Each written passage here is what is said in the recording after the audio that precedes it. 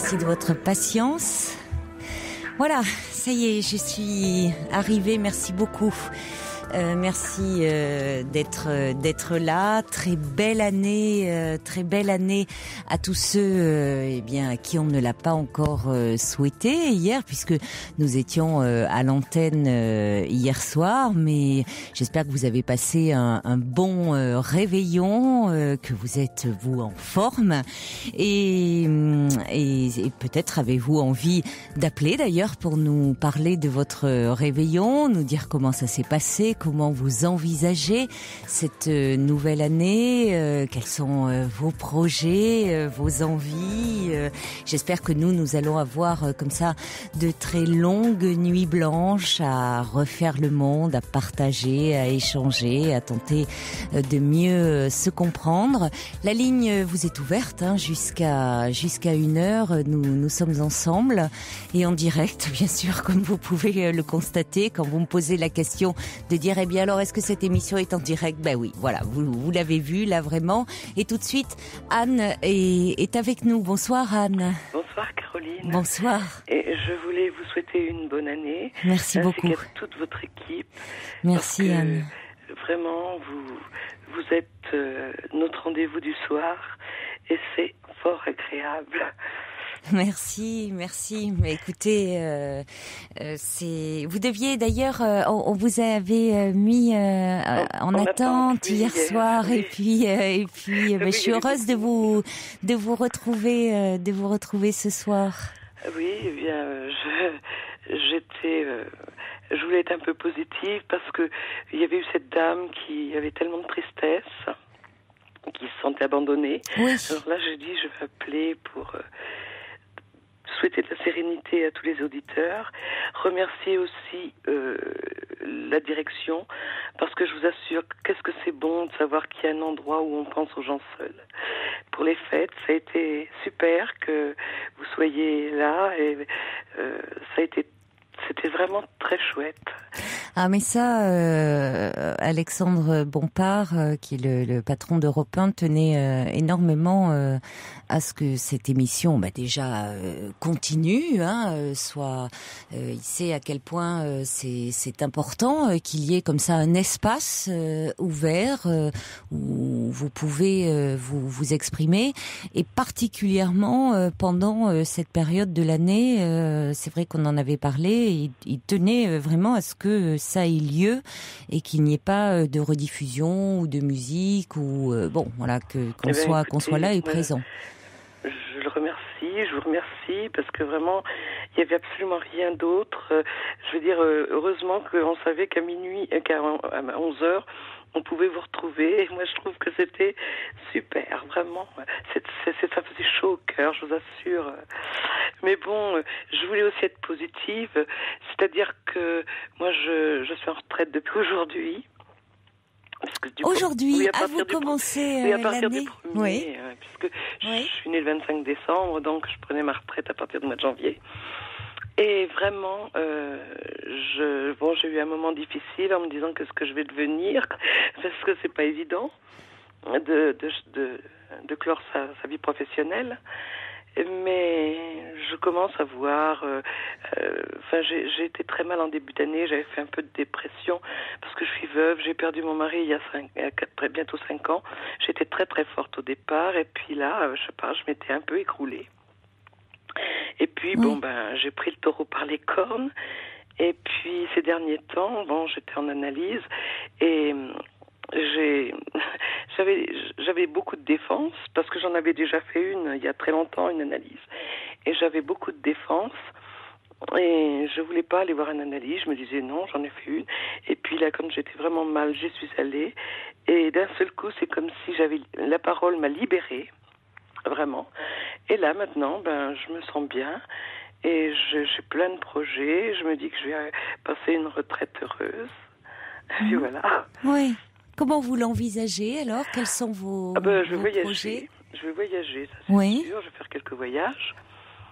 Et puis j'ai une petite fille. J'ai eu le bonheur d'avoir une petite fille, donc je vais pouvoir jouer mon rôle de grand-mère.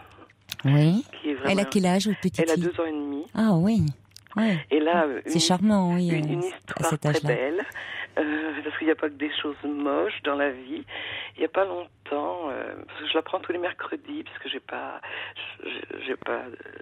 travaille pas le mercredi. Et elle me regarde, elle était à côté de moi, nous étions en train de faire de la cuisine, parce qu'elle fait de la cuisine avec sa mamie. Et elle met sa petite main sur mon bras et elle me dit « Je t'aime fort, ma mamie. » Vous pouvez pas savoir. Ça a été un rayon de soleil, un tout petit bouchon comme ça et je me dis que je vois que je peux lui apporter. J'ai de la patience, je peux lui apprendre à faire on en fait un petit peu de jardin, on cuisine. Enfin, vous voyez toutes les choses que j'ai appris moi-même avec ma grand-mère. Combien ça reste et ça reste en nous, hein, ces moments-là. J'ai l'impression que je vais lui transmettre des choses que j'ai pas pu transmettre à sa maman qui est ma fille. Oui, souvent on a plus de disponibilité et puis c'est d'autres relations, d'autres rapports. Mais c'est vrai quand vous décrivez cette scène, c'est incroyable comme les petits enfants ont des élans comme ça de tendresse, d'amour. Ce sont des trésors. Comme un grand geste d'amour. Ils ont des trésors, d'amour, de tendresse en eux. C'est merveilleux. Ça efface toutes les mauvaises choses des années. C'est comme un coup de baguette magique. Je veux dire, c'est vraiment merveilleux. Et puis, je suis contente de recommencer à essayer de voir comment je peux sortir de mon deuil, tout ça, parce qu'il faut se faire aider. Rien n'est par hasard. Je veux dire, on est artisan de sa vie et là, moi, ça m'aide beaucoup d'aller parler avec l'analyste et j'ai l'impression que les choses, un mot en appelle un autre et que les choses me libèrent. Et d'ailleurs, j'avais énormément grossi à la mort de mon mari. Je m'étais vraiment cachée. Et là, depuis que j'ai eu l'impression comme un bouchon qui sautait et les mots sortaient et en même temps, je visualisais comme un nœud qui se défaisait. C'est fou, hein. Et vous voulez dire que vous êtes en train de reperdre ces j'ai perdu 9 kilos en un mois, sans faire de régime. En effet, oui. Mais ça arrive très fréquemment en thérapie. On se libère et le corps suit de tout ce qu'on... Et puis je rajeunis. Je trouve que je peux à nouveau me regarder dans la glace. Enfin, je veux dire, c'est peut-être du futile, mais c'est pas si futile que ça. Ça veut dire que je m'accepte mieux aussi. Et je vous assure que c'est pour ça que c'est tout sauf futile, parce que vous dites bien qu'à un moment, ces kilos étaient venus après. Oui, bien sûr, étaient le reflet de votre mal-être. Voilà, exactement. Et vraiment, je veux dire que je voulais apporter, parce que ça, je trouve que c'est un témoignage positif, et que on a tous en nous la force d'aller voir ce qui va pas. Il faut simplement que quand on se donne des fois, les moyens, les peut-être. Voilà, c'est ça. Et puis alors à ce moment-là, même si c'est un peu dur, parce que ça renvoie à des choses, des anciens fonctionnements que j'avais déjà. Je savais comment je fonctionnais, mais au bout d'un moment, la vie fait qu'il y a d'autres trucs qui se greffent, et puis de temps en temps, c'est bon d'aller voir un peu comment ça se passe, quoi. Et je trouve que... Mais ça s'entend d'ailleurs même dans votre parole, très délié les mots que vous utilisez, qu'on sent choisis. Enfin, on sent que cette retraite s'annonce pleine et harmonieuse. On ne vous sent pas lâché dans le vide. Et c'est vrai que c'est un tournant à prendre et que ça peut être chargé d'angoisse. Et je trouve que vous avez bien fait d'aller en parler. J'avais l'impression que j'allais pas vivre. Enfin, c'était quelque chose de... En plus, alors que je m'occupais d'enfants, j'adorais mon travail. Donc, je me suis dit, mais comment je vais faire après? Puis maintenant, je vois que je vais faire plein de choses, quoi. Mais ça s'entend. Écoutez, je vous la souhaite heureuse, riche et très longue, vraiment. Et puis je vous dis, j'ai vraiment cette petite, elle s'appelle Lou, cette petite Lou. C'est joli en plus. Qui est un vrai bonheur.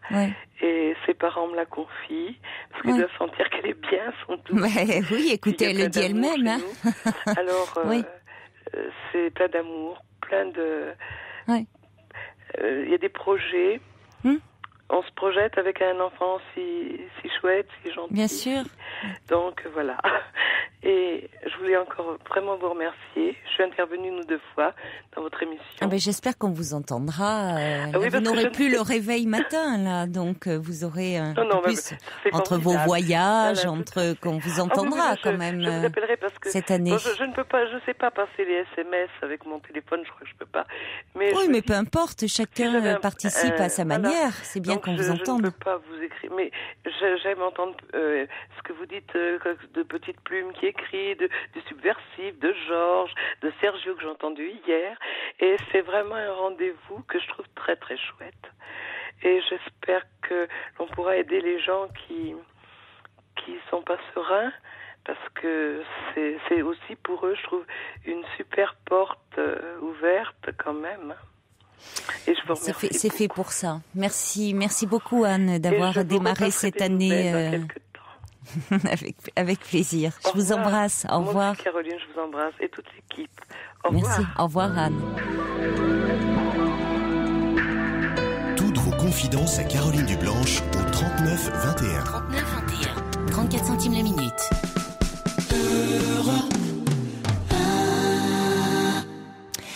Et je reçois un petit mail du Trublion qu'on a eu le plaisir d'entendre hier soir, qui me dit l'année démarre fort, Caroline, moi qui avais cuisiné du poulet à la bordelaise et qui en avait mis de côté une petite part pour Lily, je vais faire ma petite enquête. Momoun pense qu'il s'agit d'un excès de bulles champenoises. Mais non, je vous dis justement, j'ai pas fait assez d'excès, c'est ça qui a dû se passer. Je reçois des messages d'ailleurs qui me disent oui, léger malaise, oui, mon œil, vous avez abusé, mais non, pas du tout. Non, je rappelle pour ceux qui n'étaient peut-être pas à l'écoute hier soir, nous étions en direct. Oui, certes, nous avons pris un petit verre, mais alors vraiment très gentiment. Et voilà, mais ça peut arriver, ça peut arriver une petite chute de tension, ça peut arriver à tout le monde. Voilà. Bon, l'important c'est que je sois là parmi vous. Nelly me dit, à quoi que l'on en dise, les fêtes sont épuisantes. Oui, Nelly, vous avez raison, c'est certainement tout ça. Gabrielle, elle me dit, j'avais une tisane dans la main, mon recueil de bonnes résolutions jamais tenu dans l'autre, les pieds sur ma balance pour une pesée expiatoire, et je vous attendais avec plaisir. Et alors j'étais un petit peu inquiète, donc me voilà rassurée de vous entendre. Mais enfin, Gabrielle, pourquoi vous commencez l'année comme ça en vous faisant du mal? Commencez l'année sur sa balance, il ne faut jamais faire ça. Attendez un petit peu. Et puis, cela dit, le Trublion, vous savez, vous pouvez mettre un peu de côté du poulet à la bordelaise. Lily va très bien, elle. Je peux vous dire qu'elle est même très, très en forme. Tout ça ne la perturbe absolument pas, elle. Donc, elle sera ravie que vous lui en mettiez une petite part de côté. On accueille Hervé. Bonsoir, Hervé. Oui, bonsoir, Caroline. Bonsoir. Écoutez, d'abord, permettez-moi de vous présenter mes meilleurs vœux pour cette année. Merci beaucoup. À vous et à votre équipe. Merci, mais écoutez, toute l'équipe s'associe à moi pour vous souhaiter une excellente année, mon cher Hervé. Écoutez, je vous remercie, puis je vous remercie également d'avoir retenu mon appel. Alors, je suis un peu ému parce que c'est pas évident de passer à l'antenne, donc j'espère que je vais être assez clair dans ce que je vais vous exposer. Ça va bien se passer. Alors oui, c'est vrai. Voilà, je vous ai contacté parce que j'aimerais avoir votre point de vue et votre regard sur, je dirais, sur les contradictions que je vis aujourd'hui et des contradictions dont je n'arrive pas à me débarrasser pour essayer de vivre à peu près sereinement. Oui. Alors voilà, en fait, j'ai vécu en couple pendant une quinzaine d'années. Oui. Nous avons eu 3 enfants et puis voilà, nous nous sommes séparés il y a maintenant 5 mois parce que mon ex-compagne a découvert que j'avais eu des relations homosexuelles et donc elle ne souhaitait plus vivre avec moi, ce que j'ai tout à fait compris. Alors en fait, elle m'a annoncé qu'elle voulait que nous séparions en octobre 2008. Mais en fait, la séparation physique n'a eu lieu qu'en août 2009 parce que nous ne souhaitions pas perturber la scolarité de nos enfants. Donc, on s'était dit que ce serait peut-être moins difficile pour eux à vivre en leur annonçant fin juin. En tout cas, nous aurions 2 mois des vacances scolaires pour essayer de que ce soit pas trop difficile pour eux et que ça ne les perturbe pas en tout cas dans leur scolarité. Donc bon, je vous avouerai que c'était assez difficile pour moi, je dirais d'octobre 2008 à août 2009 à vivre, parce que finalement j'ai eu du mal à anticiper le fait de vivre seul, et également j'allais dire de faire le deuil de cet objectif que je m'étais fixé assez tôt finalement, de fonder une famille, d'avoir un foyer et des enfants. Et je craignais également, donc c'est quelque chose qui m'a beaucoup travaillé durant cette année-là, de ne plus voir les membres de mon ex-belle-famille, et notamment 2 belles-sœurs avec lesquelles j'ai noué des relations, des liens assez proches. Et je craignais finalement de ne plus les voir et de casser ce lien qui s'était créé notamment avec ces 2 belles-sœurs. Il s'avère également, bon, c'est peut-être anecdotique, mais je souhaite quand même le dire. Voilà, chaque année à Pâques, avec donc mon ex-compagne et mes enfants, nous partions une semaine en vacances en Bretagne. Et donc c'était une espèce de rituel pour nous. Nous ne partions pas souvent en vacances, mais c'était quelque chose de très important pour nous. Et puis cette année, donc en avril 2009, nous sommes partis comme d'habitude, comme si de rien n'était. Donc nous avons passé en plus une semaine assez agréable, paradoxalement. Et à la fin de ces vacances, j'ai demandé à mon ex-compagne si elle envisageait, après la séparation, de conserver ce rituel d'une semaine de vacances, avec papa, maman, les enfants. C'est difficile, oui, parce qu'elle devait beaucoup vous en vouloir quand même. Oui, c'est vrai qu'elle m'en a beaucoup voulu, effectivement. Mais quand je lui ai posé cette question, il n'y a pas eu de réponse franche, mais c'était ni un non ni un oui. C'était une réponse en suspens, je dirais. Voilà, il n'y avait pas de refus, il n'y avait pas d'acceptation non plus, mais voilà. Et ce qui est assez étrange, c'est que depuis la séparation, donc qui a eu lieu en août 2009, j'ai l'impression de vivre les choses complètement différemment maintenant. C'est-à-dire que j'en suis à un point où, par exemple, je n'ai plus envie de voir mes belles femmes. J'allais dire mes belles-sœurs, mes ex-belles-sœurs. Mes belles femmes. C'est intéressant, le lapsus. Oui. J'ai dit belles femmes ? Oui. Ah, donc mes ex-belles-sœurs. Oui. Et voilà, je n'ai plus envie de garder un contact avec elles. Je n'ai plus envie de revoir les amis que nous avions en commun. Et j'ai l'impression de m'enfermer dans une espèce de solitude qu'à la fois je recherche, mais que je crains aussi. Par exemple, je me suis inscrit sur un site de rencontre. Alors, c'est vrai que je suis très méfiant par rapport à ça. Et puis, bon, c'est la première fois que je le fais, mais je suis quand même. Je me pose beaucoup de questions sur cette démarche d'essayer de rencontrer des personnes par un média virtuel. Enfin, je trouve ça un petit peu étrange, mais je l'ai quand même fait. Et j'ai eu des possibilités de rencontres. Et il y a des moments où j'ai envie de faire ces rencontres et d'autres moments où je n'ai pas du tout envie de les faire. Donc, si vous voulez, je me sens un petit peu perdu. Je sais plus. Mais alors, on sent bien que votre belle famille vous tenait lieu de famille, Oui. de liens extrêmement forts. Ça veut dire que du côté de votre famille, vous êtes assez isolé, vous n'avez pas de lien. Mes parents sont encore vivants, j'ai un frère, mais j'ai effectivement très très peu de relations. Ce sont des relations très très superficielles, très bonjour, comment ça va, mais ça ne va pas plus loin. C'est-à-dire que je n'ai jamais discuté ni avec mon père, ni avec ma mère, et encore moins avec mon frère, de choses plus personnelles, plus intimes. Et c'est vrai que si je ne les vois pas, je n'en souffre pas. Oui, d'accord. Oui. Et c'est vrai que j'ai noué des liens effectivement forts, effectivement, avec. Oui, vous aviez très peur de perdre. Enfin, c'est. Oui. Plus peur au fond que les liens avec votre famille, parce que ils sont très investis, ceux-là. Oui. Et je vous dis maintenant, aujourd'hui, je me surprends à me dire, malgré ces liens qui se sont tissés, malgré cet attachement qui a pu exister, qui existe encore, je dirais, eh bien, je n'ai plus envie de les rencontrer. Et comme si je voulais me retrouver seul, mais je crains cette solitude. C'est assez paradoxal. Mais il faut c'est peut-être une phase aussi. Vous vous rendez bien compte qu'elle est nécessaire aussi, Hervé.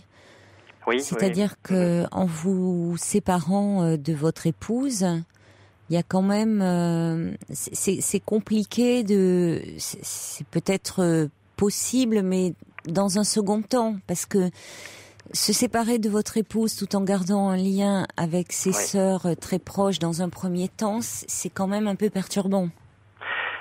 Oui, c'est vrai que je le perçois comme ça, mais ce qui est un petit peu aussi,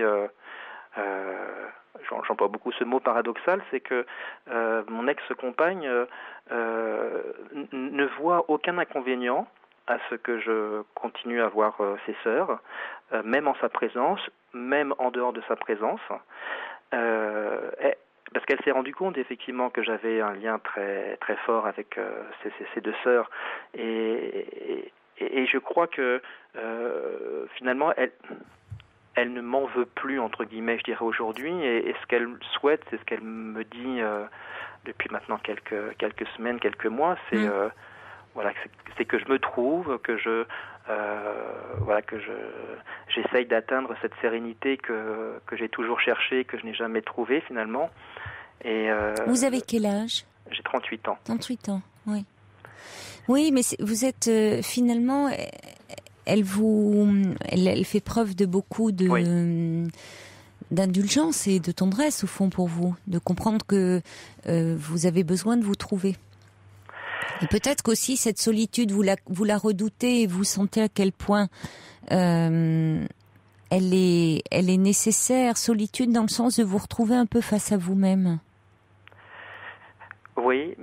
Oui, mais de savoir un peu, au fond, quelle orientation donner à votre vie et vous retrouver face à vous-même et savoir un peu qui vous êtes et profondément et quels sont vos véritables désirs, vos attentes. Ça nécessitera peut-être un peu un travail sur vous, quand même. Écoute, en fait, parce que c'est quand même un bouleversement, tout ça. Si vous voulez, ça fait 3 ans que je suis en thérapie. Bon. Et alors je dis pas que je suis que je trouve cette thérapie inutile, parce que j'arrive malgré tout à percevoir certaines choses, mais j'ai commencé des thérapies très très tôt, à l'âge de 20 ans, mais des thérapies que j'ai abandonnées rapidement, et celle que j'ai commencé il y a 3 ans, c'est une de celles qui dure le plus longtemps. Mais j'ai l'impression qu'au bout de ces 3 ans, je n'ai pas encore réussi à répondre effectivement à cette question, de me dire quelles sont mes envies, quels sont mes désirs, qui je suis réellement. Ah oui, mais c'est long, vous vous rendez compte ? Oui, mais si vous voulez, ce qui me perturbe, c'est de me dire que, alors peut-être que les thérapies que j'ai faites avant n'étaient pas, peut-être que je les percevais mal. Ça veut dire que vous n'avez pas eu le même thérapeute à chaque fois. En 3 ans, vous avez changé. Oui. Combien de fois ? Alors attendez, j'ai dû faire 4 thérapies. Oui, mais alors attendez, oui. Comment voulez-vous oui. Si vous voulez, c'est vrai que j'ai commencé, je vous dis, à l'âge d'avoir une vingtaine d'années. Alors c'est vrai qu'au départ, pour moi, c'était très flou cette histoire de thérapie. Oui. Et puis après, donc la première thérapie, je l'ai abandonnée assez rapidement, parce que le lien avec le psychiatre qui me suivait ne passait pas. Bon, mais ça, vous avez bien fait dans ces cas-là. Mais aujourd'hui, est-ce que vous faites un travail un peu en continu, là ? Oui, je vous dis, ça fait 3 ans que j'ai entamé cette thérapie. Ah, depuis 3 ans, vous le faites en continu. Je croyais qu'en 3 ans, vous aviez changé 4 fois. Donc là, non, c'est pas en 3 ans. Non. Ah, bon, d'accord, oui, je comprends mieux. Non, mais bon, il va vous falloir, c'est quand même un sacré bouleversement. Vous étiez en couple, vous aviez 3 enfants, votre compagne découvre, je parle d'épouse, mais votre compagne découvre, vos relations homosexuelles en parallèle. Elle, évidemment, elle est déstabilisée, elle décide une séparation, ça remet en question, ça vous remet en question par rapport à beaucoup de choses, et je crois qu'il faut que vous arriviez à être véritablement en accord avec vous-même. Bon. Oui, c'est... Alors vous avez grandi apparemment dans une famille où même s'il y a de l'amour, on n'arrive pas à se le communiquer, à échanger, où il n'y a pas beaucoup de paroles échangées, où c'est compliqué de se parler. C'est la famille, vous étiez... autant vous étiez attaché à votre compagne, à la famille que vous aviez construite, mais aussi à la famille de votre compagne. Donc il y a des deuils à faire. Ça ne veut pas dire qu'évidemment vos enfants restent vos enfants, mais vous perdez votre compagne et sa famille. Ça fait beaucoup. Oui, effectivement. Ça fait beaucoup parce que vous n'avez pas votre famille, vous, à laquelle vous raccrochez. Il y a beaucoup de repères là qui sautent, mais vous allez travailler sur les liens. Pourquoi ces liens n'ont pas pu se construire, vous n'arrivez pas à vous parler dans cette famille, vous construire aussi vos amis, parce que c'est important aussi d'avoir un tissu comme ça amical. Bon, il y a beaucoup de choses qui restent à travailler. Peut-être que, comme le dit Luce, qui envoie un petit SMS là au 7 21 21 code de nuit, elle dit on a tous peur de cette traversée en solitaire, mais elle est nécessaire.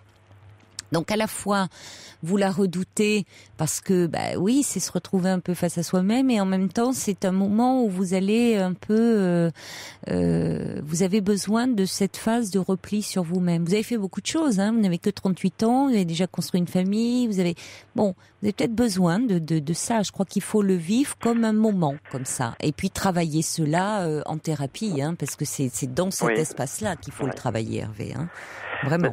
Si vous voulez, effectivement, je crois que ce qui m'est un peu, ce qui m'est difficile aujourd'hui, c'est que ne sachant pas qui je suis, j'ai l'impression d'avancer, de ne pas avancer. Au contraire, c'est ça. Ça ne veut rien dire, ça. Vous êtes dans un moment de flottement et d'incertitude, mais il y a des moments comme ça où on a l'impression que l'on n'avance pas parce que on n'a pas de faits concrets à avancer. On ne peut pas dire,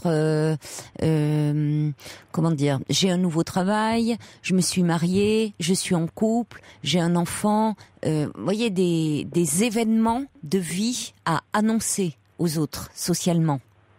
Et pour autant, on peut faire des pas de géant et on s'en rend compte dans l'après-coup, parce que intérieurement, il y a des choses qui bougent, mais lentement. Mais on s'en rend compte après.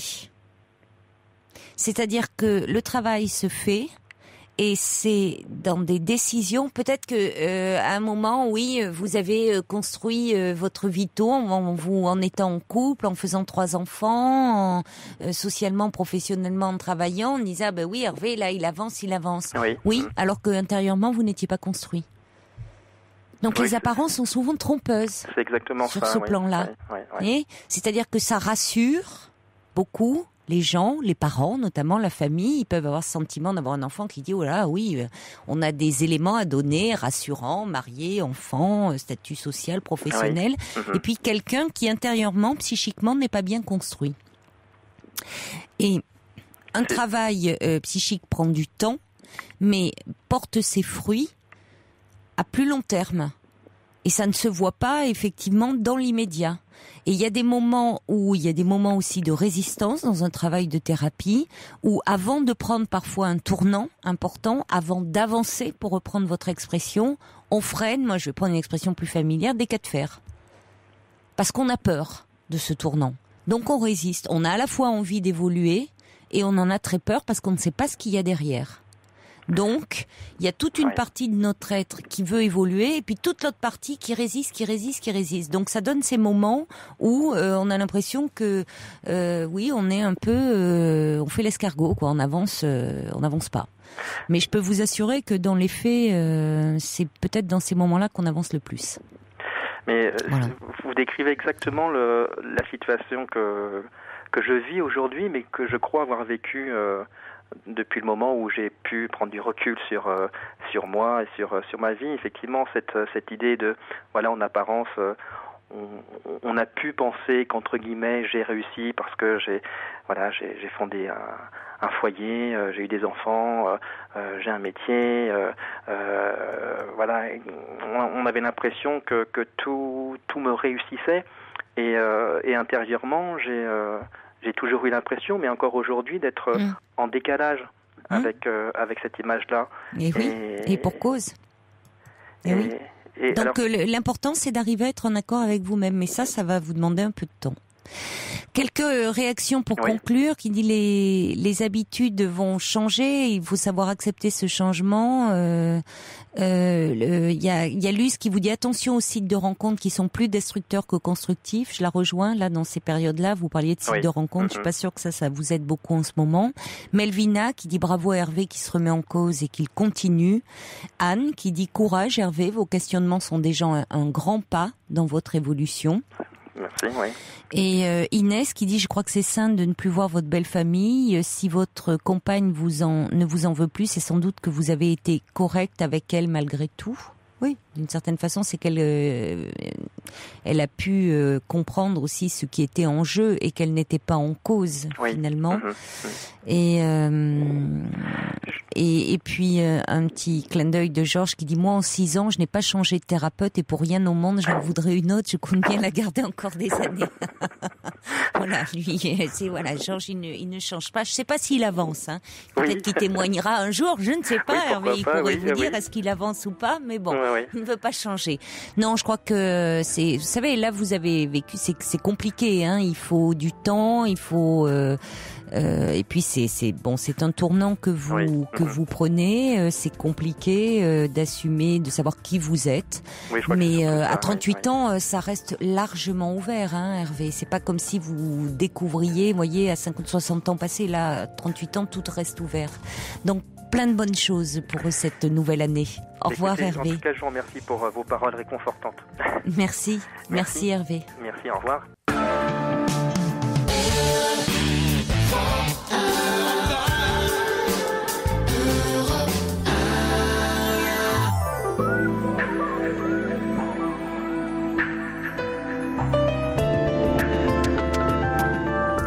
La nuit continue sur Europe 1, en direct bien sûr, jusqu'à 1h. La ligne est ouverte au 39 21. Place également à tous vos commentaires, à toutes vos réflexions par SMS au 7 21 21 code de nuit. Ça ne vous étonnera pas, beaucoup de messages, beaucoup de vœux en ce jour de 1er janvier, cette nouvelle décennie aussi. Merci pour tous vos vœux. Il y a la Fédragée qui est là et qui voulait souhaiter une très belle année à tous les auditeurs et rendre hommage à tous ceux qui osaient témoigner chaque soir.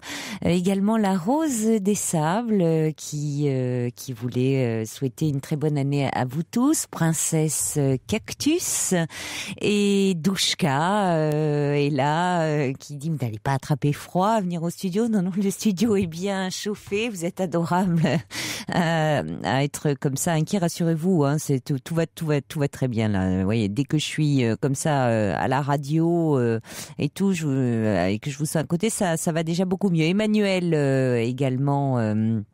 Qui est apparemment des fluides guérisseurs. Merci Emmanuel. Sana qui dit un petit malaise le premier jour de l'année. Moi je dis que c'est un bon signe. Ça veut dire que 2010 sera une bonne année. Merci Sana de votre optimiste.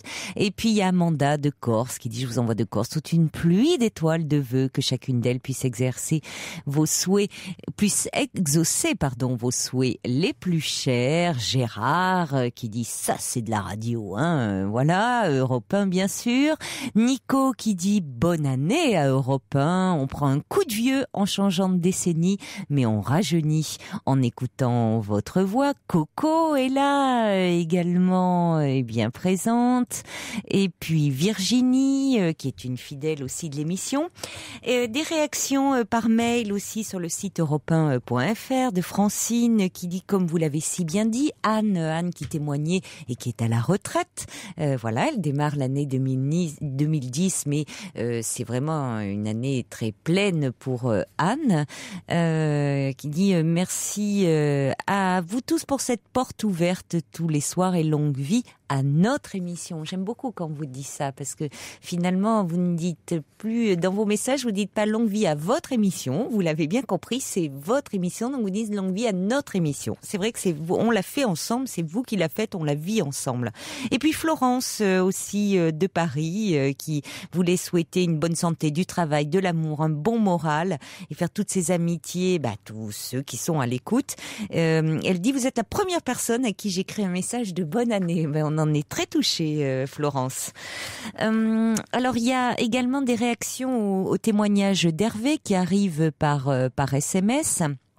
Nico qui dit un enfant apporte beaucoup, il oblige à prendre soin de lui. Ça, je crois que c'était pour Anne, mais il y a Agnès qui disait, vous n'employez jamais le mot de devoir, Caroline, mais Hervé n'a-t-il pas des devoirs avant tout envers ses enfants ?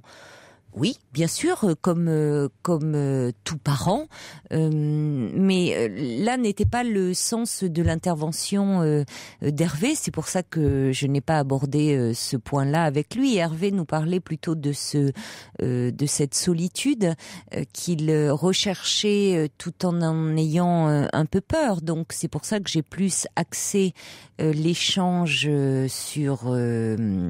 sur cela et non point sur sa vie avec ses enfants, puisque ce n'était pas la demande d'Hervé. Donc moi je me tiens à la demande de la personne qui m'appelle. Vous voyez, je vais pas forcément au-delà. Donc je pense que Hervé ne l'a pas mentionné, mais bien sûr que il reste, je pense que ça allait de soi qu'il reste présent pour ses enfants. On accueille maintenant François. Bonsoir François. Oui, bonsoir Caroline. Bonsoir. C'est François l'appareil. Écoutez, je suis très ému et très charmé de vous avoir au téléphone. Mais merci. Je souhaite mes meilleurs vœux pour cette nouvelle année. Merci François. Je vous écoute déjà depuis longtemps et puis vous apportez, je pense, une énorme thérapie à beaucoup de gens dont je fais partie. Voilà. Bon. Écoutez, merci beaucoup. Très belle année à vous. Beaucoup de belles choses, de sérénité, d'apaisement. Voilà. Écoutez, c'était un petit peu le but de mon appel, parce que j'attends beaucoup de 2010 par rapport à 2009. Oui. Puisque malheureusement, moi j'ai divorcé donc en juillet de l'année dernière, de 2009. Oui. Et c'était vraiment très difficile, quoi. Très, très, très difficile. Oui. Donc j'ai 40 ans, j'ai deux petites filles, deux grandes filles maintenant, 6 ans, 11 ans, oui. Quand même. Oui. Et donc voilà, vraiment beaucoup de mal à m'en remettre, je vous le cache pas. Oui, et puis il se trouve que là, depuis quelque temps, j'ai une certaine accointance avec une jeune femme, envers laquelle, voilà, j'ai une certaine appétence. Voilà, on va dire les choses comme ça. Oui. Voilà, si vous permettez. Mais je vous en prie. Voilà, vous comprenez. Et puis, mais par contre, mon problème, c'est que j'ai peur de la réaction de mes filles, de voir leur maman remplacée par une autre personne. Oui, parce que vraiment j'ai des rapports très proches avec mes filles. Ça se passe bien quand nous sommes en garde alternée, etc. Donc, somme toute relativement classique. Mais j'ai un petit peu peur de leur réaction, que je remplace leur maman, ou qu'il y ait une autre femme qui sera dans ma vie. Mais je suis encore relativement jeune, comme je vous disais, j'ai 40 ans, donc bon. Voilà, mais bon, j'ai vraiment beaucoup de peur par rapport à ça. Alors déjà, donc, je ne sais pas comment réagir. Alors déjà, c'est important par rapport à la façon dont le jour où vous aurez une relation stable avec une autre femme, la façon dont vous la présenterez à vos filles, les mots que vous utiliserez. Pour que vous soyez vous-même assez serein, c'est-à-dire que votre nouvelle compagne, compagne, ne remplacera jamais leur maman. Leur maman. Une mère, on n'en a qu'une. Tout à fait. Hein? Tout à fait. Et ça, c'est important. Je crois d'emblée, surtout pour la petite de 6 ans, mais même pour celle de 11 ans, de dire, voilà, c'est mon amoureuse. Mm-hmm. C'est mon amoureuse, mais elle n'est pas là pour prendre la place de votre maman. Tout à fait, tout à fait. Hein? Non, parce que vous m'avez dit plusieurs fois le mot remplacer. C'est-à-dire, c'est quelque part, vous avez peur qu'elles aient cette crainte-là, mais vous-même. Hein, ça veut dire qu'au fond, comme si elle pouvait remplacer. Non. Tout à fait. C'est moi, j'ai cette peur-là. Cette peur de dire, non, vous aurez toujours votre maman, il n'y a pas de problème. Mais j'ai peur de... Non, mais vos filles feront bien la part des choses. Elles ont leur mère.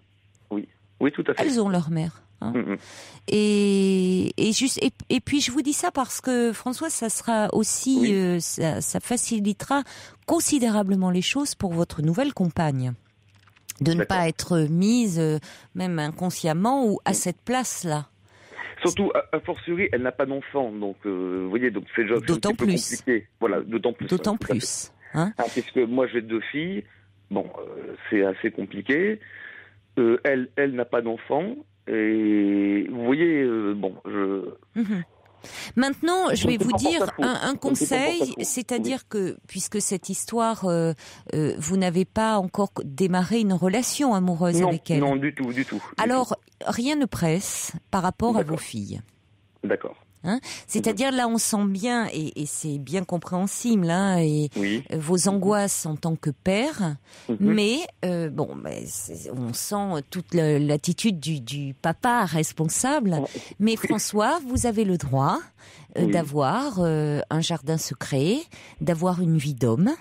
Alors c'est vrai que jusqu'à présent, évidemment, votre vie d'homme et votre vie de père étaient liées, puisqu'il se trouvait que votre femme était aussi la maman de vos deux filles. Tout à fait.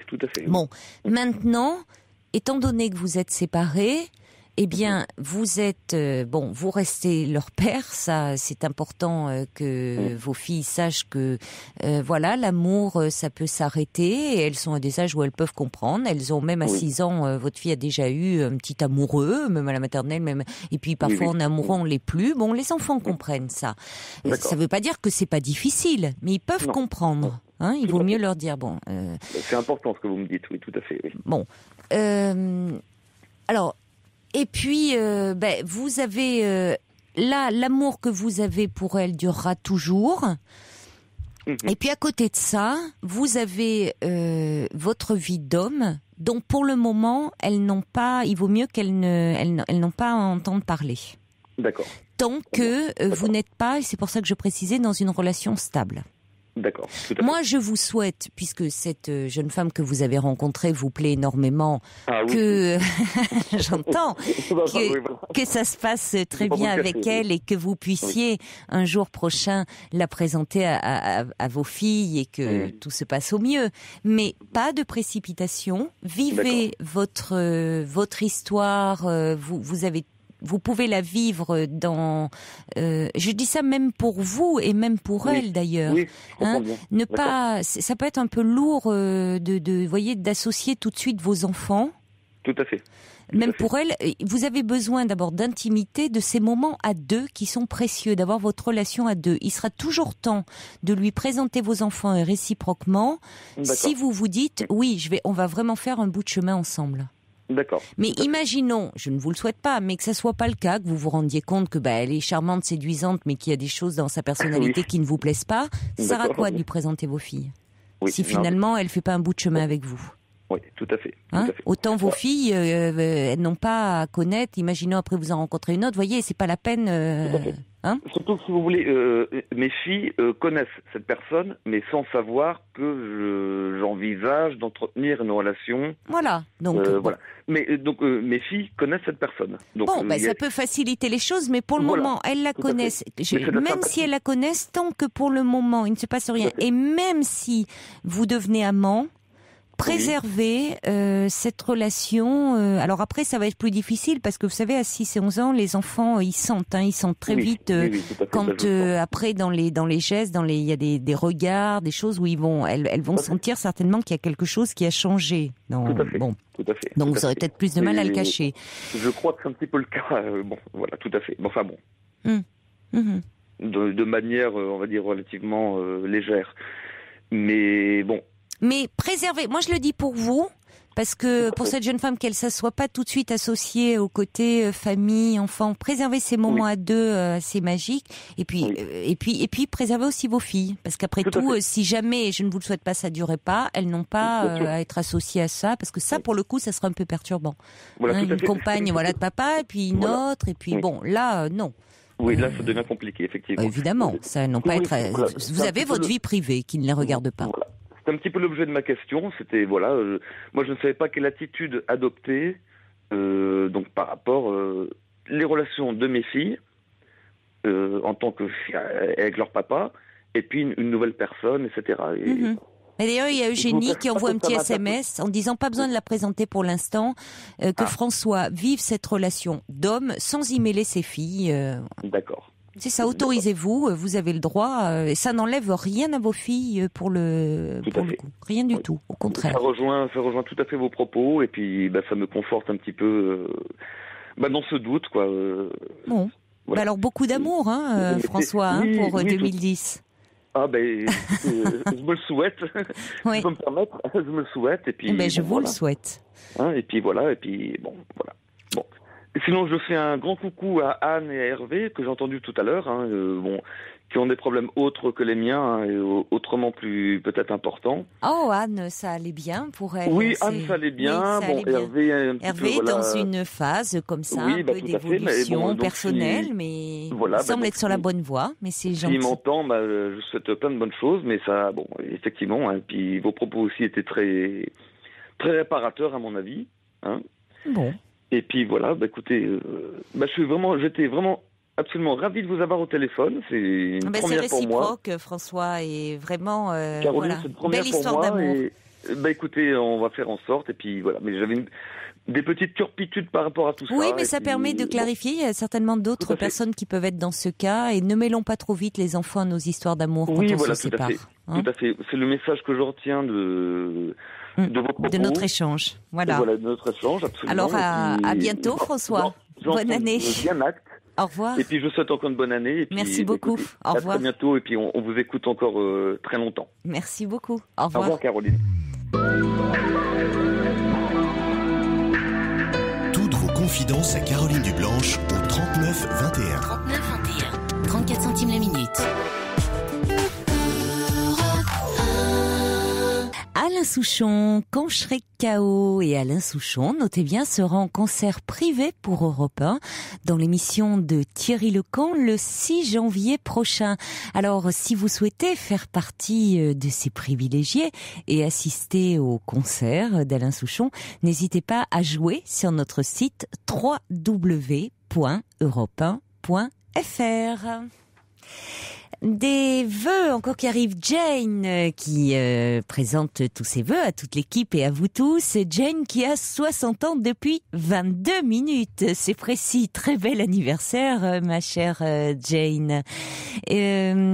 Également Inès, elle réagit au témoignage de François en disant chacun sa place. C'est le meilleur moyen pour que les choses se passent bien. Et puis, qu'est-ce que j'ai d'autre? Virginie qui dit moi j'espère que je vais trouver du travail pour cette année 2010 et j'espère aussi que cette émission va durer longtemps. Georges lui dit moi pour 2010 quel est mon vœu Caroline? Eh bien de ne trouver personne et soyez-en sûrs je vais tout faire pour, comme ça je vais pouvoir continuer à vous écouter. Oh mon cher Georges, écoutez. J'ai pas à me réjouir de ça. Vous pouvez, écoutez, trouver une femme qui écoute Europe 1 quand même, ça doit pouvoir se trouver. Ou alors même le soir, une femme qui se couche tôt, tiens, par exemple, une femme qui se couche tôt, et vous, le soir, vous écoutez dans le lit, je sais pas, avec des écouteurs ou dans le salon, ça doit pouvoir se trouver. Non, parce que j'ai eu votre maman, enfin, elle a pas appelé, mais Marie-Claude, votre sœur, elles sont désespérées, elles se disent, mais qu'est-ce qu'on va en faire de Georges? Donc, il faut faire quelque chose. Je vous assure qu'on peut concilier les deux. Vous pouvez continuer à m'écouter et en même temps rencontrer l'amour. Je vous assure, Georges, ça peut se faire. Allez, on accueille maintenant Marie-Thérèse. Bonsoir Marie-Thérèse. Bonsoir Caroline. Bonsoir. Bonsoir Caroline. Donc, une très très bonne année à vous, Merci. à toute l'équipe, Merci à beaucoup. tous les auditeurs, à toutes les personnes. Alors là aussi, longue vie à l'émission qui est, je fais allusion au Petit Prince, vous êtes notre allumeur de réverbère. Oh, c'est une magnifique image, ça. Oui, oui. Et vraiment, vous mettez de la lumière dans notre nuit. Ah, écoutez, très jolie image. Vraiment. Mais tant mieux si les nuits sont moins noires et du coup moins angoissantes. C'est vrai. Mais ce soir, je vais pas être triste. Il y a des choses, bien sûr, dans la vie qui sont pas faciles.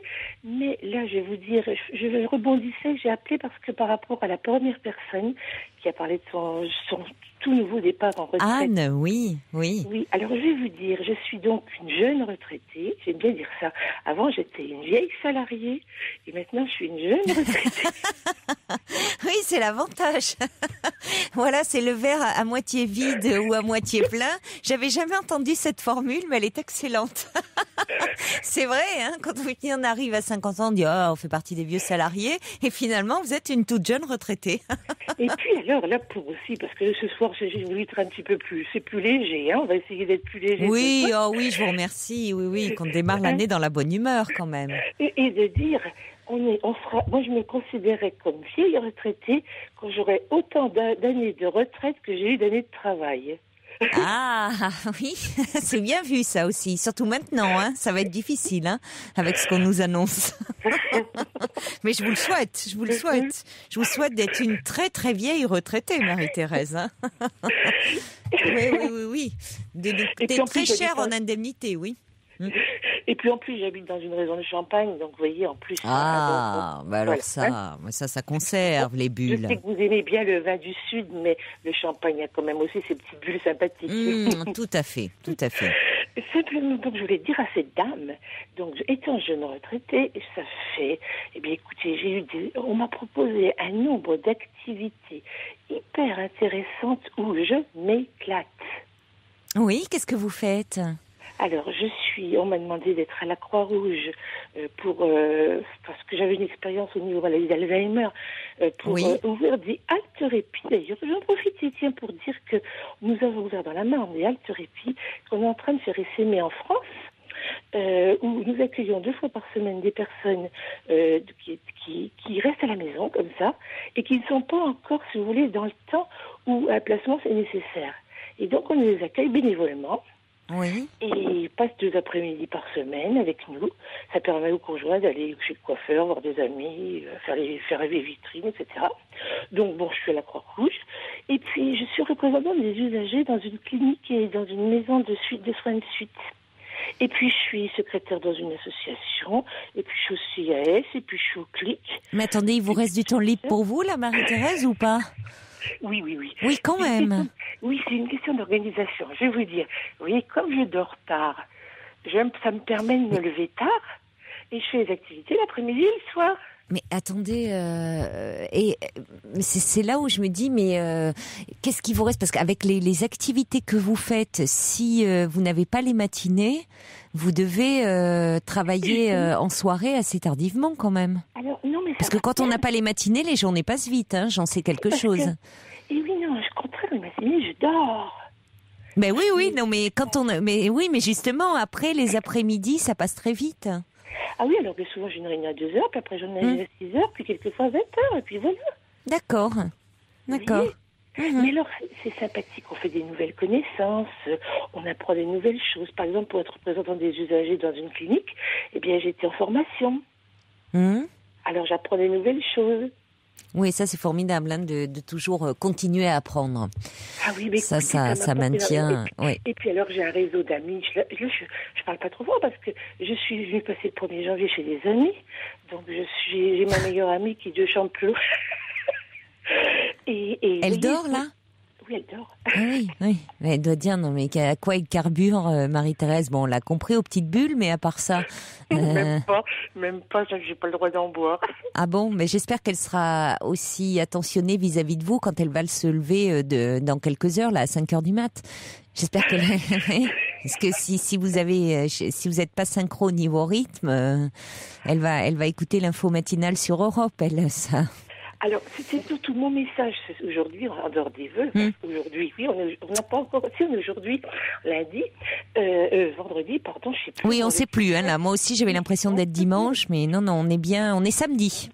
C'était surtout de dire aux futurs retraités, aux jeunes retraités, même s'ils ont 20 ans de retraite, sont encore des jeunes retraités, qui surtout prennent des contacts, ou même bien souvent, je vous assure, on nous contacte, parce qu'il y a besoin de bénévoles, entre autres aussi. Oui. On a besoin de bénévoles qui peuvent aider, je pense à hier soir aussi, aider les personnes qui sont seules à meubler cette solitude. Mais vous savez, plus on donne, plus on reçoit. Ça, c'est très juste. Et je vous assure que je reçois énormément. C'est très juste, oui. Et ça, c'était un message que je voulais faire passer.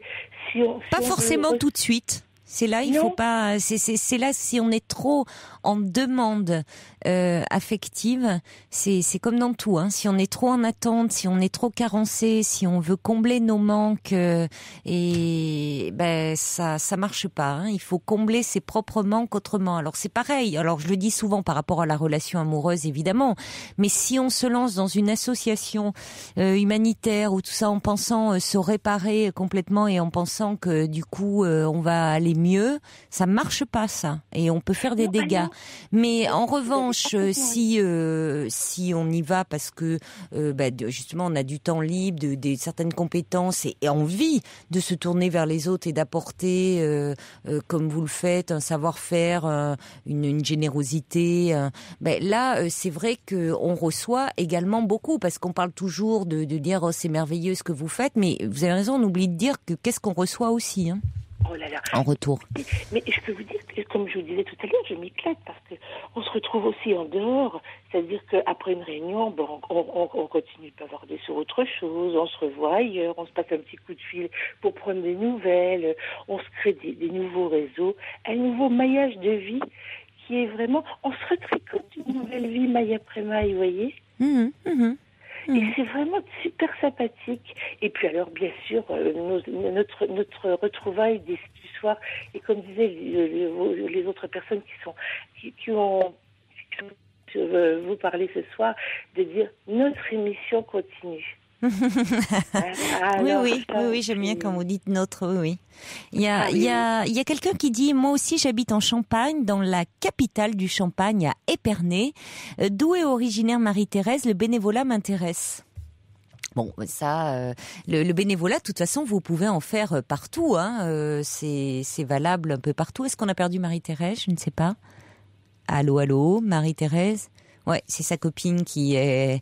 En fait, même si elle parlait doucement, elle a dû dire ras-le-bol, qu'est-ce qu'elle est encore, cette pipelette en train de parler à 1h moins 20, je veux dormir. Oui, j'entendais que le portable... Bon, allez, Marie-Thérèse avait dit l'essentiel, on l'embrasse très fort. Et à la personne qui envoie ce message, vous savez, le bénévolat, vous vous renseignez, même auprès de votre mairie, sur Internet, vous allez voir, vous pourrez en faire partout. Marie-Thérèse nous parlait de la Croix-Rouge, mais il y a beaucoup d'associations qui existent. Encore un message qui arrive au 7 21 21 de Lola qui dit: je souhaite à tous les auditeurs une bonne et heureuse année 2010.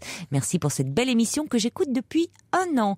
Et Georges Rose des Sables dit: mais il n'a qu'à faire comme moi, j'écoute l'émission du fond de mon lit avec un portable et écouteurs pour ne pas déranger ma moitié. Et puis voilà, Georges, c'est toujours pareil. Quand on dit moi je veux personne, eh bien Georges, des petits messages qui arrivent pour lui. Virginie dit: ne t'inquiète pas, je pense que tu vas trouver une femme sur Europe 1 très prochainement, dit Virginie. D'ailleurs, je pense, je vous promets un soir que je vais intervenir. C'est un message à peine codé, ça, ma chère Virginie. Et on a également un message personnel. Je suis une jeune retraitée de 40 ans, oui, ça c'est très jeune, qui passe son diplôme d'aide-soignante mercredi à Rennes. Si ça intéresse Georges, bise à toute l'équipe. Ah, Georges, oui, parfois avec des petits peu hypocondriaques, s'il est pas bien et tout, voilà, il aurait quelqu'un pour le dorloter, le soigner à domicile. Qu'est-ce que vous en pensez, mon cher Georges? Allez, on accueille Nicolas. Bonsoir, Nicolas. Oui, bonsoir, Caroline. Bonsoir. Excusez-moi, meilleurs vœux à tous. Meilleurs vœux à vous, voilà. Nicolas. Ok, moi je suis devenu accro à l'émission il y a un mois par une copine. Il y a un mois? Ah bah c'est tout récent, vous alors? Ouais, c'est tout récent, et maintenant je suis accro au total. Voilà. Oui, il y a une dépendance très vite, hein. C'est, voilà, il y a on vous envoie des ondes comme ça qui vous rendent très très vite accro, mais rassurez-vous, c'est pas dangereux, hein. Voilà, exactement, non, au contraire. Non, ça fait du bien, ça fait même du bien. Alors, mon cher Nicolas, vous avez des soucis avec votre ex-femme? Ouais, alors souci avec mon ex-femme, complètement. Surtout depuis, elle vous crée des problèmes par rapport à vos enfants. Voilà, tout à fait. Donc, je tiens à préciser les choses. C'est depuis que je suis handicapé, à savoir 18 mois. Je suis non-voyant suite à un accident de la route. Il y a 18 mois que vous avez perdu la vue. Voilà, que j'ai perdu la vue. Ah oui, dites-moi, c'est très récent, ça. Ouais, c'est récent. J'ai fait un an d'hôpitaux et de centres de rééducation derrière. Voilà, j'ai terminé par un centre de rééducation sur Marly-le-Roi, centre pour non-voyants, qui m'a permis d'aller sur Internet et compagnie, de faire tout ce que je savais faire avant et même encore mieux maintenant. Oui, parce que vous avez une énergie là dans votre voix, c'est incroyable parce que vous êtes jeune, hein, vous avez 33 ans. J'ai 33 ans, je suis ancien handballeur amateur, ancien sportif amateur. J'ai beaucoup œuvré dans le sport, j'ai beaucoup œuvré dans mon ancien boulot. Oui. Voilà, et maintenant je suis reconverti comme la dame d'avant dans le bénévolat. Je dis bien dans le bénévolat. Je bosse sur un site internet, un site de sport où je m'occupe de tout le secteur de Saintes en Charente-Maritime. Je travaille aussi sur une radio bénévole, radio locale amateur. Oui. Je suis en train de créer là une méga soirée sur Saintes, Alliance Sportif Handicapé Soirée Dansante, que je vais animer moi-même, grâce à mon logiciel vocal sur mon ordinateur. Là, je suis admirative parce que je me dis quelle combativité, parce que franchement, 18 mois, un accident, vous perdez la vue, hein, et déjà être comme ça. Rebondir dans la vie, avec plein d'activités, plein de projets, ça laisse quand même sans voix, je trouve. Hein. Voilà, mais pour le dire, vous allez comprendre, je reviens de soit un 38 tonnes qui s'est retourné sur ma voiture, donc je me dis que j'ai pas le droit de me plaindre et je suis heureux d'être en vie, quoi. Oui, c'est ça. Donc forcément, maintenant, il y a un état d'esprit derrière. Je suis allé dans un centre pour produits traumatisés où il y avait que des gamins en fauteuil roulant et autres qui remettront jamais les pieds par terre. Moi, je suis capable de me déplacer seul, quoi. Oui, mais enfin bon, il faut avoir quand même l'état d'esprit pour réagir comme ça. Par mon ancien boulot. Qu'est-ce que vous faisiez? Vous étiez handballeur professionnel? Non, amateur. Non, amateur, oui. Voilà, non, j'étais conseiller funéraire dans une agence de pompes funèbres. Ouf. Voilà, ce qui me permettait de voir, toutes sortes de personnes, de traiter toutes sortes de cas, d'organiser les obsèques. Et forcément, ça vous apprend la vie, quoi. Ben oui, mais enfin, en tout cas, vous n'avez rien de sinistre. On imagine, pardonnez-moi de me dire ça, c'est impulsif, mais on imagine toujours, évidemment, la tête un peu de l'emploi quand on les voit. Vous pouvez pas vous marrer dans votre métier. Non, bien sûr que non, il faut accueillir les familles. Évidemment, vous êtes toujours, c'est compliqué, c'est difficile. Vous baignez dans un environnement, particulier, et quand on vous entend, ça fait du bien. Bon, on va en venir à ce qui vous préoccupe. Donc votre ex-femme qui vous mène la vie dure. Vous êtes séparés depuis combien de temps? Donc on avait commencé la procédure janvier 2008 et j'ai eu mon accident au mois de mai. Donc la procédure était en cours et a été interrompue suite à mon accident. Mais oui, du fait que j'étais à l'hôpital et compagnie. Voilà, et on a repris donc la procédure. Il y a donc c'est le divorce qui a été demandé, qui a été fait à la demande de mon ex-femme. Oui. Et donc le divorce a été conclu il y a à peu près un mois et demi sur le point de vue administratif au niveau du tribunal. Bien, d'accord. Voilà. Et vos enfants ont quel âge? 9 ans et 6 ans. 9 ans et 6 ans, hein, c'est ça, 9 ans et 6 ans. Bon. Et alors, pourquoi elle vous pose des problèmes, là ? Alors, ce qui se passe, moi, étant donné qu'elle m'a, un petit peu, voire même beaucoup aidé depuis mon accident, comment dire, pour la remercier entre guillemets, j'ai convenu avec mon avocate de ne pas l'embêter sur la garde des enfants et autres. Oui. En disant, bon, je vois qu'elle est très maternelle, donc, comment dire, elle a négocié que j'ai uniquement la garde de mes gamins de 14h à 17h, parce que le samedi. Parce que je ne serais soi-disant pas autonome pour garder mes gamins seuls une journée complète. Voilà, donc moi j'ai rien dit devant l'avocate, je lui ai dit acceptez tout et je m'arrangerai avec elle ensuite. Et mon ex-femme c'est d'accord, elle m'a dit il n'y a pas de souci, t'inquiète pas, on s'arrangera sur les heures et tout. Et malheureusement c'est pas du tout le cas, je lui ai demandé récemment, elle m'a dit si t'es pas content, tu recontactes ton avocate, on fait une procédure. Ouais, voilà. C'est-à-dire que vous avez laissé dire à ce moment-là, vous étiez un peu KO sous le coup de l'attaque Non, c'était plus un soulagement de divorcer d'avec elle. Voilà, c'était plus un soulagement. Moi, c'était une page qui se tournait. Et sachant qu'on a quand même des rapports, je dirais entre guillemets amicaux par rapport à mes enfants, je m'attendais pas à me faire avoir derrière, quoi. Oui, parce que là, c'est pas amical, hein, je trouve. Ah non, c'est pas...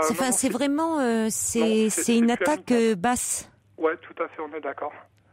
Ouais, ça a été amical. Parce que je trouve, elle a la garde des enfants et elle ne veut pas vous les laisser même une journée. Non, ça a été amical jusqu'à ce que je lui dise que je voulais maintenant avoir mes gamins une journée complète. Je suis entouré d'amis et autres, et même si j'ai pas mes amis, je suis capable de garder mes gamins seuls une journée. Donc attendez, la façon dont vous vous êtes présenté et la capacité d'adaptation dont vous avez fait preuve.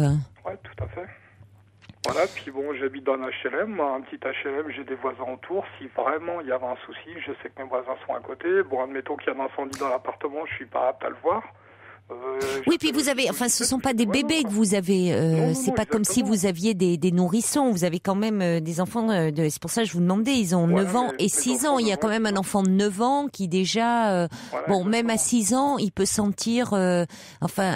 C'est encore petit, mais il y a celui de 9 ans, même 6 ans, il peut quand même déjà voir des choses, un truc qui brûle, un truc. Voir un truc qui brûle, vous le sentez, mais il peut. Ce sont pas des bébés.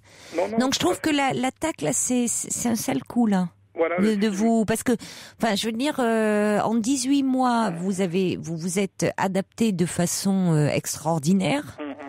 Et donc, ça suppose que vous allez évidemment encore plus vous habituer à développer donc d'autres modes sensoriels, vous allez encore plus vous adapter. Hein, tout à fait, déjà, forcément, parce que heureusement, il y a Michel d'ailleurs qui dit Nicolas est la preuve de notre aptitude d'adaptation par instinct de survie. Conclusion pour tous, la peur du mal est parfois pire que le mal lui-même. Voilà. Mais au-delà de ça, c'est il y a aussi il y a votre volonté qu'on sent farouche, et puis il y a aussi heureusement des réactions physiologiques de notre organisme qui font que vous allez développer d'autres capacités. Voilà, quand on voit des gens de 18 mois, comment vous réagissez. Donc je trouve que c'est un sale coup là.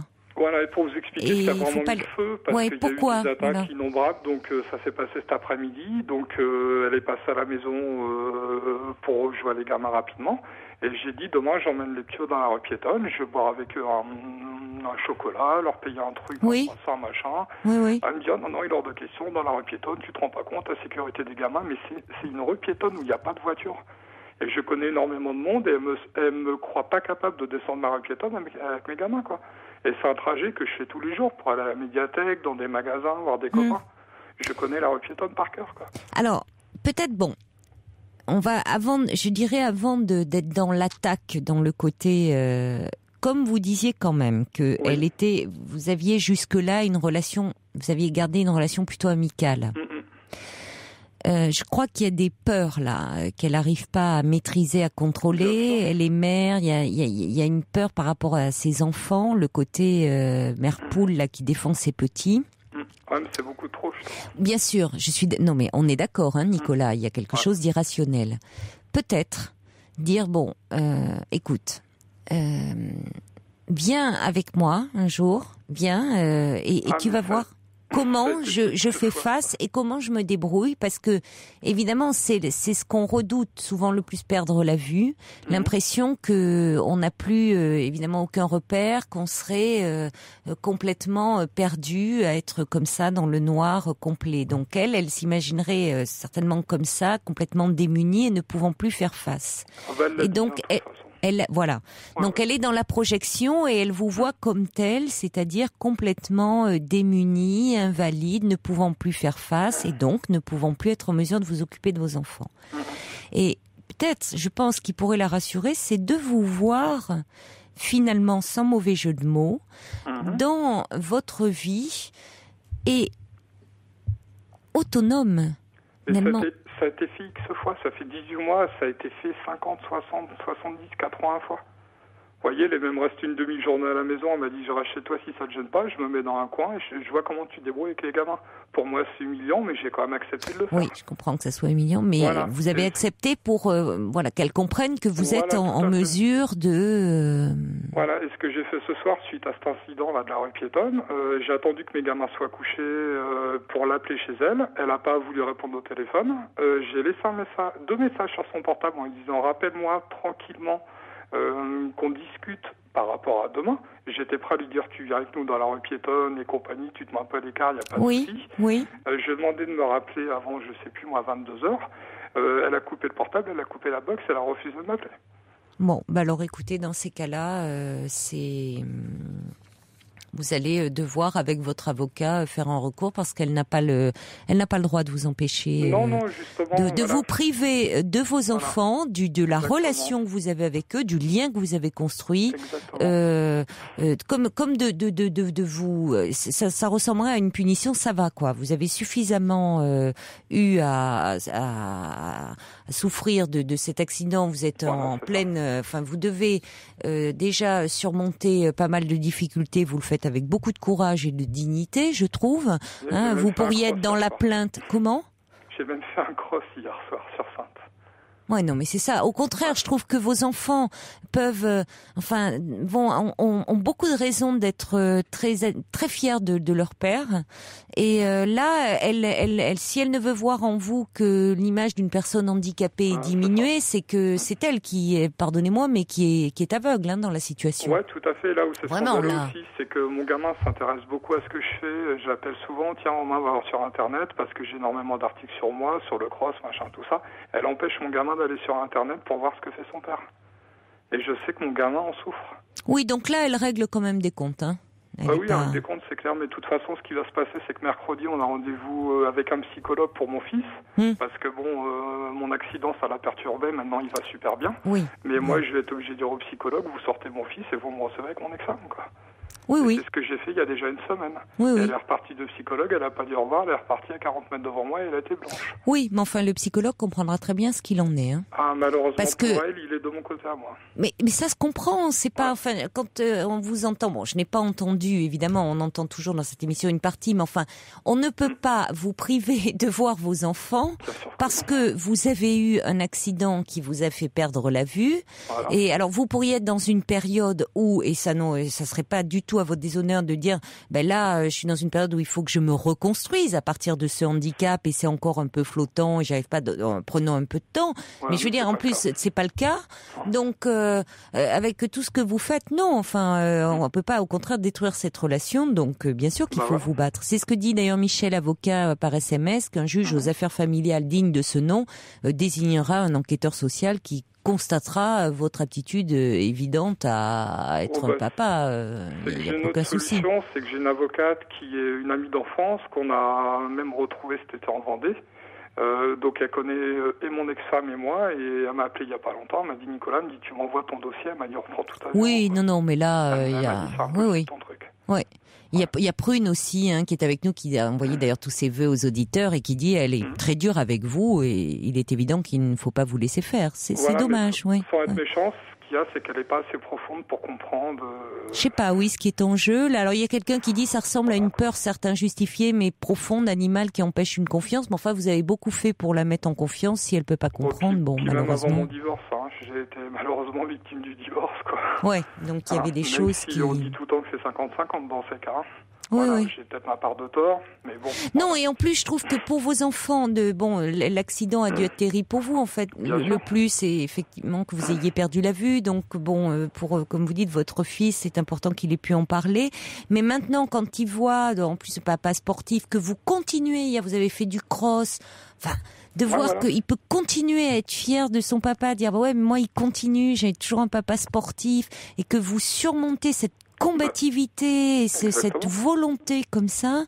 Voilà. Donc non, elle n'a pas le droit de les priver de vous. Ça voilà, serait... et pour en finir avec le sport, ce qui fait le plus mal à mon fils, là, c'est que je suis speaker dans un club de basket sur La Rochelle, avec une voyante à côté de moi. Oui. Donc je fais toute l'animation de la salle, et elle a empêché mon fils de venir avec moi là-bas, quoi.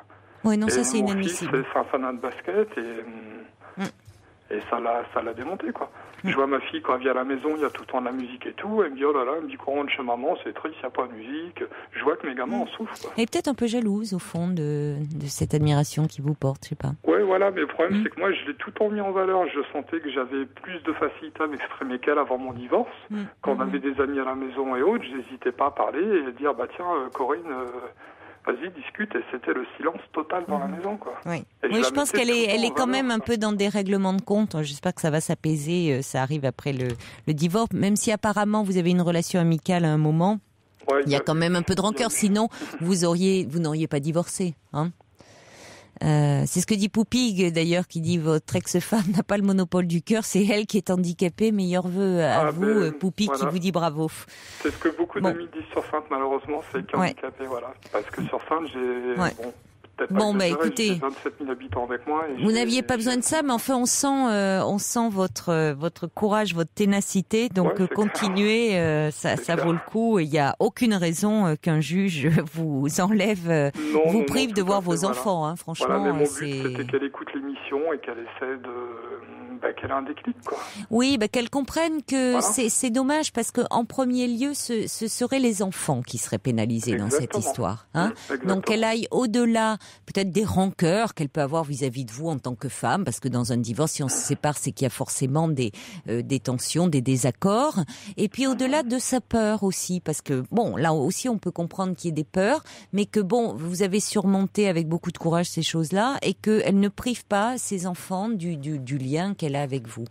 Bon courage en tout cas, hein, Nicolas. Voilà, je peux passer un tout petit coup de pub très très rapide. De pub ? Oui, mais très rapide. Pour qui ? Ce sera pas en concurrence avec vous. Allez, très vite alors. Non, c'est simplement notre site internet, comme ça les gens verront qui je suis. J'ai un article sur moi dans la rubrique handicap. Il y a plein d'articles, tout ce qui concerne Sainte, c'est moi qui l'ai fait. www.sport17.fr. Voilà, c'est fait. Voilà. Au revoir, Nicolas. Je vous remercie, Caroline. Puis je laisse mes coordonnées. Si quelqu'un veut me contacter, n'hésitez pas. Il y a mes coordonnées en antenne. D'accord, merci Nicolas. Bonsoir Caroline. Au revoir.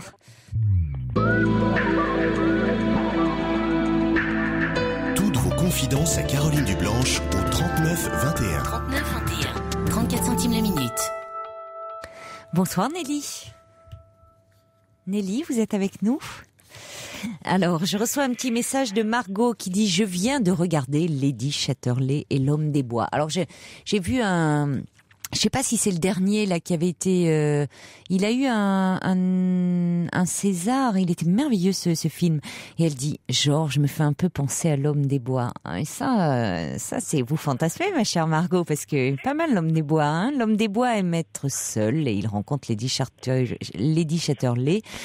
Oui, ceux qui connaissent l'histoire, il y a notamment une scène où ils font l'amour sous la pluie. Enfin, il y a un orage dément et ils font l'amour comme ça sous la pluie, dans la boue, dans la terre. C'est d'une sensualité inouïe.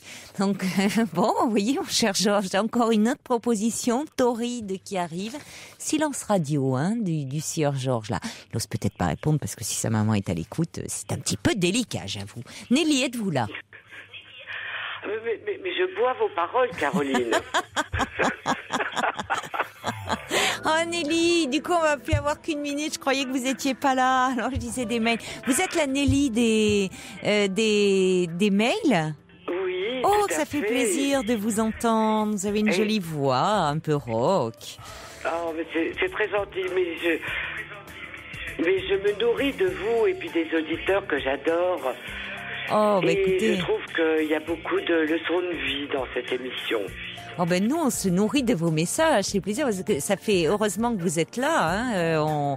Vous la faites vivre aussi cette émission. Dommage parce que on arrive en toute fin, mais ça fait plaisir. On a entendu le trublion, Sergio, on vous a entendu. Ça fait plaisir d'avoir une voix enfin. Oui, et moi j'ai mon petit cœur qui bat très très fort. Oh, vous avez une jolie voix rock. En plus, vous devriez nous appeler plus souvent, Nelly. Hein. D'accord, promis. Ah oui, de temps en temps, hein, puisque vous avez beaucoup à dire, vous réagissez par mail. Appelez-moi de temps en temps, Nelly. Et ce que vous nous dites par mail, c'est si joliment écrit. Dites-le en direct de temps en temps. D'accord ? Il y a Hélène qui me dit on se calme, Caroline. Je décrivais juste une scène dans l'amant de Lady Chatterley, c'est tout. Écoutez, comme ça, vous pourrez faire des rêves érotiques. Après tout, pourquoi pas ? Allez, voyez, ça me réussit de temps en temps de faire un petit malaise. Je vous embrasse très fort, les amis. Je vous souhaite une belle nuit, un excellent week-end. Reposez-vous bien. Encore une très belle année. Et promis, je serai à l'heure, fidèle au rendez-vous, lundi. Je touche du bois. Allez, lundi, il est maintenant 1h passée de 30 secondes. Vous écoutez Europe 1.